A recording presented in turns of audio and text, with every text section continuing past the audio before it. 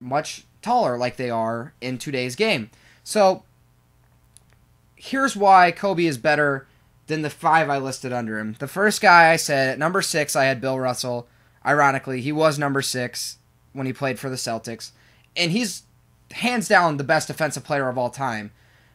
And defense is important, but when you aren't necessarily offensively gifted, that's a huge knock against you. And Bill Russell is a champion. He's, like I said, one of the best players of all time. I mean, being in the top 10 is a huge honor regardless. But he had about the offensive game of Ben Wallace, and if he played against guys today, that just wasn't going to, that wouldn't cut it at all. I mean, he wouldn't be able to get shots up against Shaq or Tim Duncan or Dwight Howard. Today's post players are just completely better defensively, have more size than Russell ever played against. So that's the huge knock. When you really come to think of it, the game he played in was just a lot easier, I believe. There wasn't as big of a league for one, so he wasn't playing against near the amount of teams, near the amount of competition. So that's a huge knock against Russell. The second guy that I placed Kobe ahead of was Larry Bird, and he has the same type of killer instinct as Bird, is a better shooter. I'm not going to say that Larry Bird is not as good of a shooter as Kobe Bryant. That's absolutely insane. But he isn't the same type of defender, and he played around a lot more talent. You look at those Celtics rosters in the late 80s, early 90s, and he had, Robert Parrish, Kevin McHale. There's just a ton of people on those teams who ended up in the Hall of Fame, and Kobe Bryant really has played with 2 Hall of Famers possibly in his career. I'd say that Pau Gasol will probably end up in there now that he has 2 rings, and Shaquille O'Neal is hands down a Hall of Fame type player. After Bird, I put Olajuwon, and I think Hakeem is one of the most underrated, and the guy under him is Tim Duncan, and I think he's the most underrated of all time. But, he had the dream shake, post moves. He was a decent outside shooter, not like outside like threes, but, he had a decent like 10-foot jump shot. And he had amazing defense. I mean, the guy was, next to Bill Russell, possibly one of the best defensive players of all time, but he wasn't the type of go-to guy in the clutch that Kobe is. Olajuwon had a lot of guys on those Rockets teams that could help him out. He had Drexler, Barkley when they went to the finals against the Bulls and lost.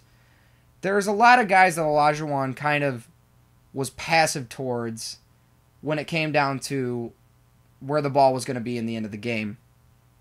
And Duncan has that killer instinct. Don't get me wrong. Tim Duncan wants the ball at the end of the game because he is, in my opinion, the best basketball IQ in the history of basketball. He knows how to get the ball to the basket, and he knows when to pass, he knows when to shoot, he knows when to do what it takes for his team to win. Tim Duncan just is, like Shaq once called him, the big fundamental. He's fundamentally sound, and he rarely ever makes mistakes, but he can't hit free throws, and that's a big knock, because when it comes down to it at the end of the game, they can play that hack-a-Shaq style defense against you, and if you're going to miss free throws, you're going to lose games for your team. So that's Duncan's big knock. But the guy, fundamentally, and from a basketball IQ standpoint, is one of the greatest players of all time.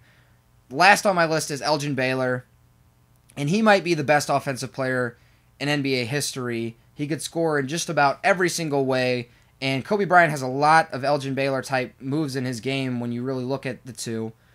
But he lacks the defensive game much like Bird does, so I have to put Baylor behind Kobe. So that's why Kobe is at 5th in my opinion. Now he could end up moving to 4th if he wins another ring or two.